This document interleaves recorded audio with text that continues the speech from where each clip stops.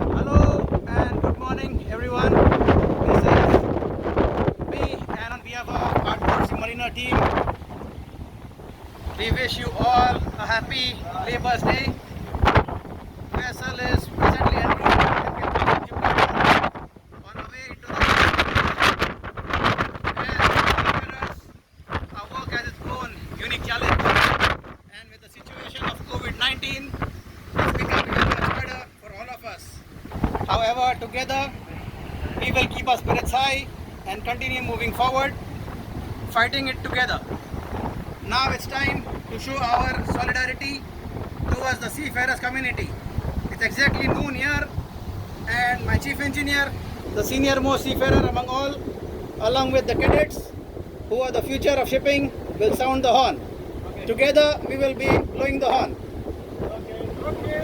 Okay everyone, it's a 15 seconds.